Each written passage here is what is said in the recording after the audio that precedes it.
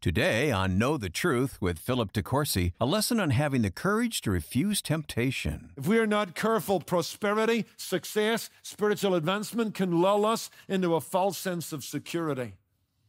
If your marriage is good, you're gainfully employed, your children love you, you've got a circle of friends, you've got a great church, watch out. Just when you and I think that our fight with sin is over and our sin nature is dead and we've tamed the devil, be careful.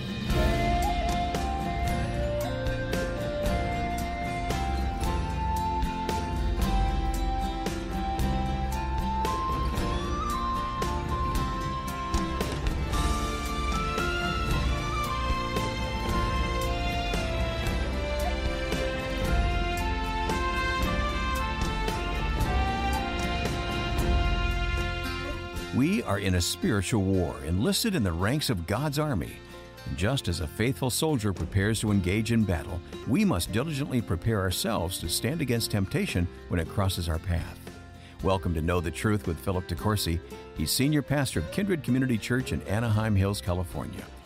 Today, Pastor Philip continues his Profiles in Courage series with a message called Indecent Proposal. You can access the full message at ktt.org. Here's Philip. Genesis chapter 39. We're in a series, if you're visiting with us, called Profiles in Courage. And we're looking at some biblical characters, men in particular, who showed some chutzpah, who showed courage, who stood up rather than kneel to the culture. We have looked at several of those. We looked at Elijah and the courage to take sides. We looked at Joshua and the courage to step up. We looked at Nehemiah and the courage to keep going.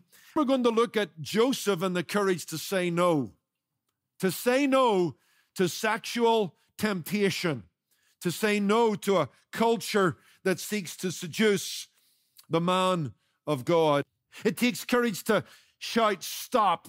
It takes courage to do what is right. It takes courage to refuse to participate in the prevailing pleasures of the culture. It takes courage to expose and oppose sin in society. And in our present series, Profiles in Courage, I want to challenge you as a body of men and as a body of brothers to such courage, to such resoluteness and bravery. Because courage is central and pivotal to our manhood and our life in Jesus Christ as disciples. Remember what God said to Joshua? Be strong and courageous. Remember what Paul said to the Corinthians? Be strong, act like men. God and his apostles and his prophets expect courage. And in terms of finding courage to say no, shout stop, do the right thing, is there any greater challenge that a man faces today than to have the courage to say no, shout stop in the face of sexual temptation? Because ours is a society that oozes sexuality from its very pores. Ours is a culture that criticizes morality, censors decency, celebrates fornication, consumes pornography, condones adultery, and commends sexual expression every which way. The first sexual revolution came through the church, where purity was taught, and a woman's dignity was protected, and the sanctity of marriage was treasured. And men were told to possess their bodies in honor and to deal with their wives with sensitivity, and to guard their hearts and watch their eyes. So let's come to Genesis 39 and the story of Joseph displaying moral courage in refusing the sexual advances of his boss's wife. If you're taking notes, I've got 4 thoughts: the test, the time, the temptation, the travesty. Let's look at the test. That's where I get my first thought. What's going on in Genesis 39 is a test from God before it is a temptation from Satan. And I just think we need to get that perspective. I like the way the NIV translates that verse regarding Joseph, that he was kept in fetters, he was imprisoned, till the word of the Lord proved him true. This episode in Joseph's life, like the whole story of his sojourn into Egypt, it's a test. God's using a temptation that's sponsored by hell to test his servant, to allow him to prove himself true. Before Joseph takes on a role of leadership and savior, his integrity must be proven. His life must be tested, right? What does it say of the deacon in 1 Timothy 3, verse 10? Let the deacon first be proved.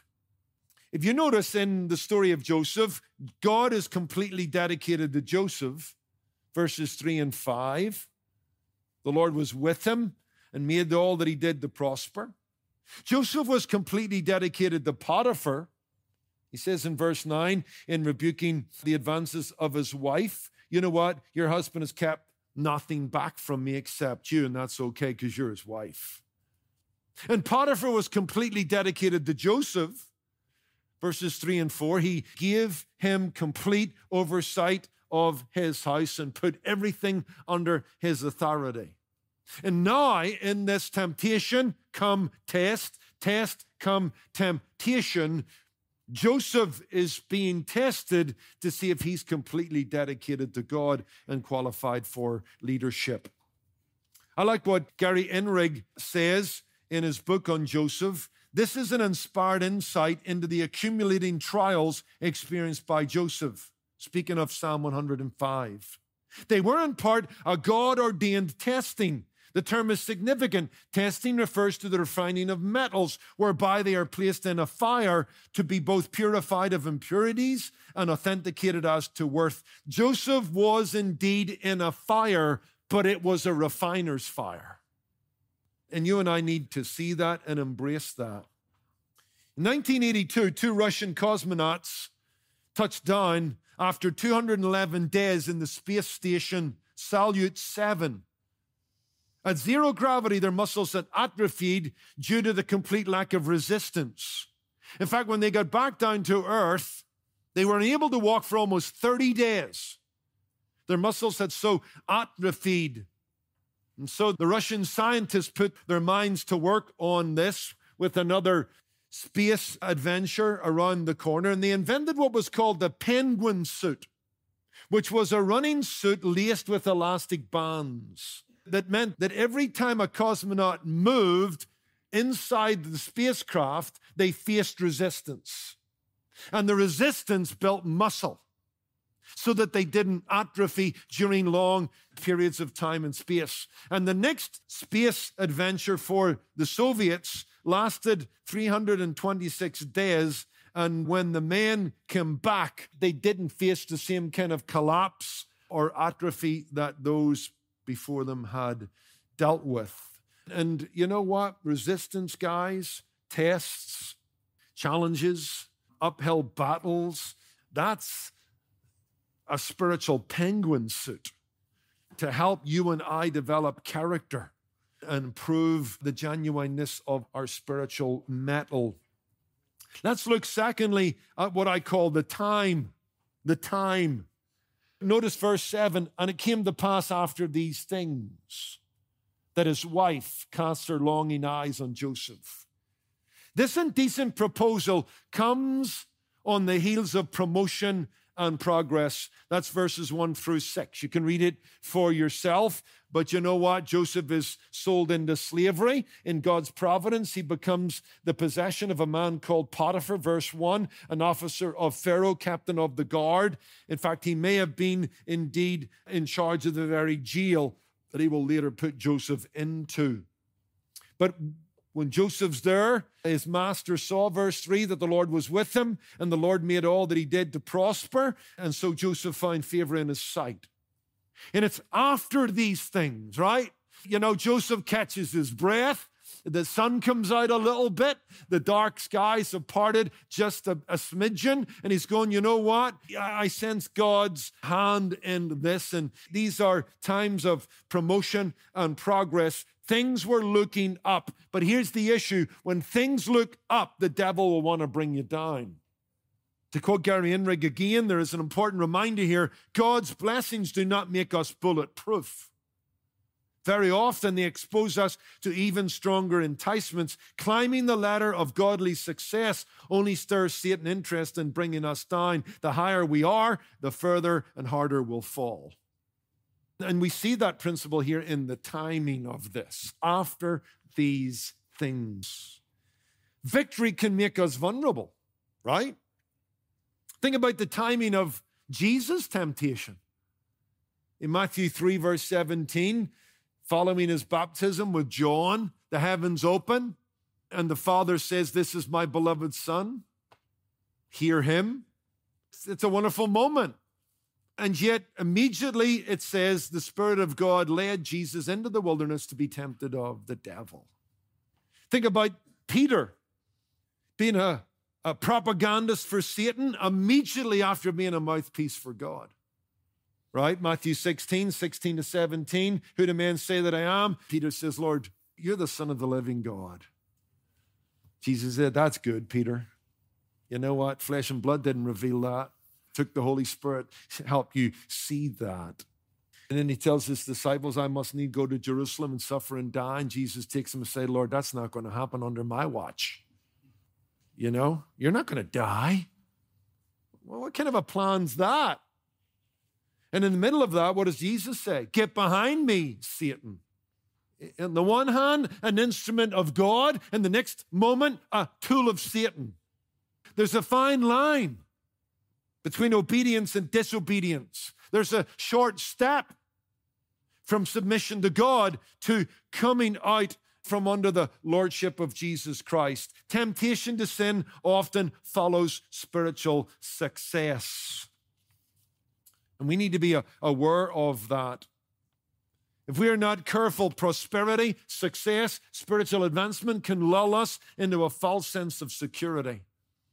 In fact, right now, if your marriage is good, you're gainfully employed, the doctor says you're pretty healthy, you have a little bit of margin in the bank, your children love you, you've got a circle of friends, you've got a great church, watch out. I know that's all good, and I'm not telling you not to enjoy that, because God has given us all things to enjoy. Okay? But watch out, because victory makes us vulnerable. Blessing does not make us bulletproof. Trust in God can easily give way to self-assurance in times of prosperity.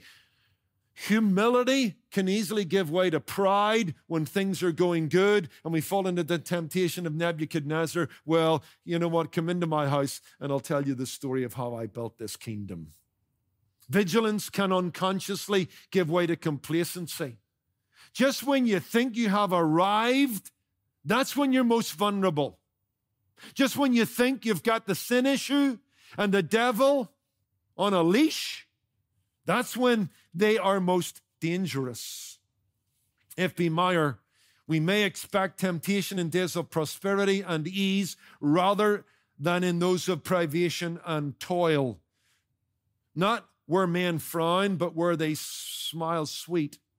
Exquisite smiles of flattery. It is there that the temptress lies in wait. Beware, if thou goest armed anywhere, thou must above all go armed here. 1985, Jose Cabero was one of the great matadors of Spain. The house is full. He's 21. He's a rising star. And during this spectacle, this bullfight, he makes a grave mistake. See, he had thrust his sword for a final time into a bleeding and delirious bull that eventually falls over.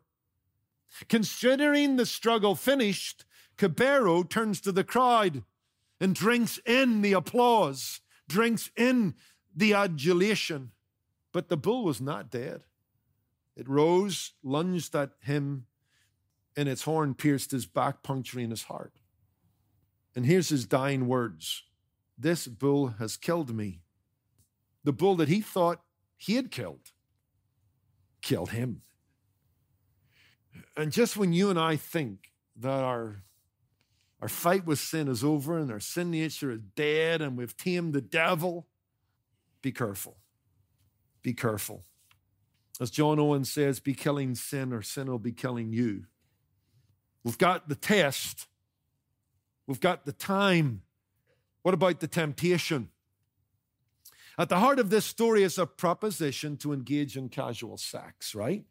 Verse 7, come lie with me. Verse 10, lie with me. Verse 12, lie with me. Joseph is being propositioned to partake of the forbidden fruit of adultery. Potiphar's wife was the original Mrs. Robinson. Within the text, Joseph had earlier caught the eye of Potiphar, right? And his master saw that the Lord was with him, and he saw that all that he did prospered.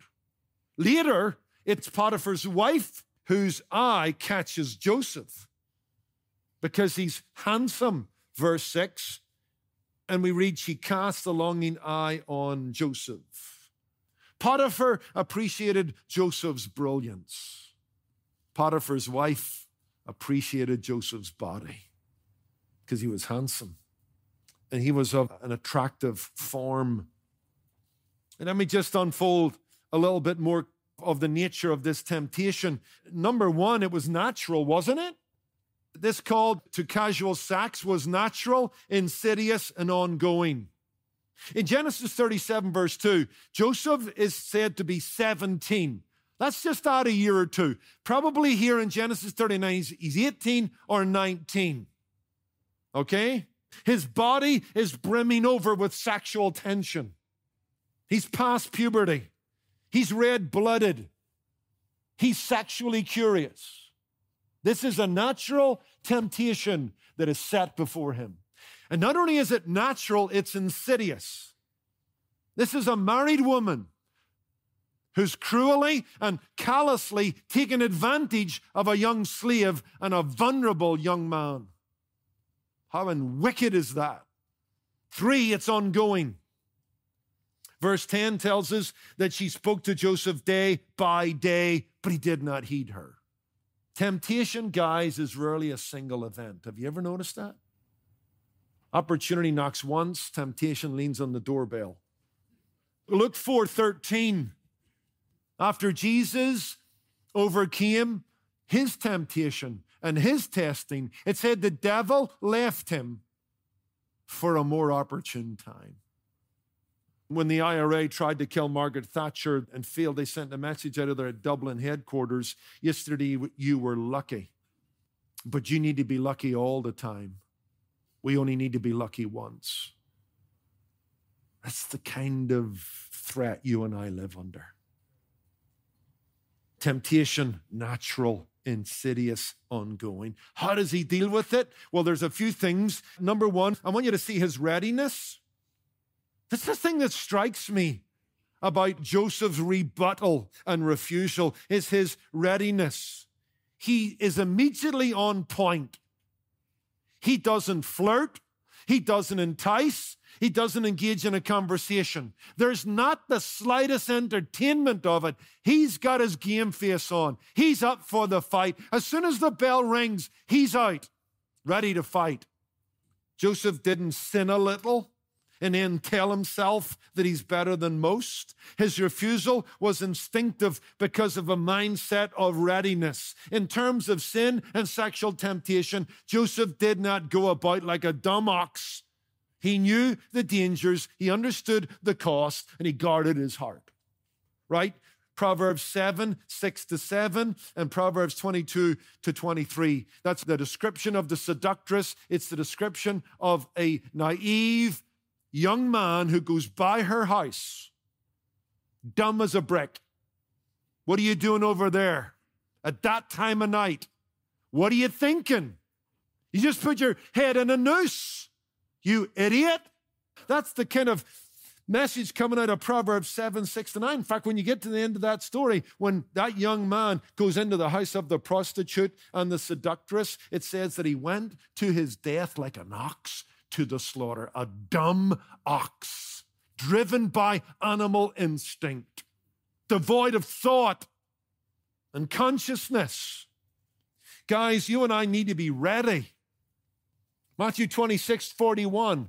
Watch and pray lest you enter into temptation. Ephesians 6:18 tells us to put on the whole armor of God and then to pray and watch at all times. 1 Peter 5:8-9, be sober. Okay? Be serious about this. Be sober, for your adversary goes about like a roaring lion, seeking whom he may devour. I'm just struck by his readiness. One writer says this: the best place to eliminate a rattlesnake is when it's still an egg. The easiest place to stop a snowball is before it rolls down the hill. Football players try to break up their opponent's play behind the line of scrimmage before the game gets going. And it's the same with temptation. Too many flirt with temptation and fail to escape. A Chinese proverb puts it this way: he who would not enter the room of sin must not sit at the door of temptation. And so it strikes me that as soon as she propositions him, he's ready. And he gives her several arguments we'll get to, but just be struck by his readiness. You ready? You go out every morning into whatever context you face, or late at night when you're by yourself watching television or you're on the computer. Are you ready? Are you alert?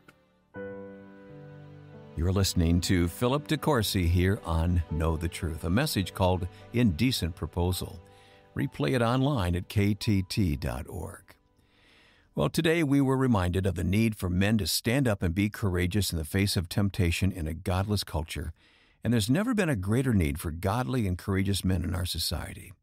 But Philip, I'm sure you've noticed that men are getting a bad rap in the media these days. Yes, we're getting blamed for the world's problems. We're being told that it's harmful to be masculine, that we need to get away from the old norms, from traditional and biological mores regarding manhood.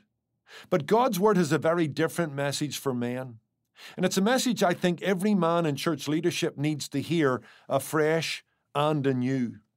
That's why we chose the war on men to be the theme of this year's Intrust Conference, coming up on November the 16th.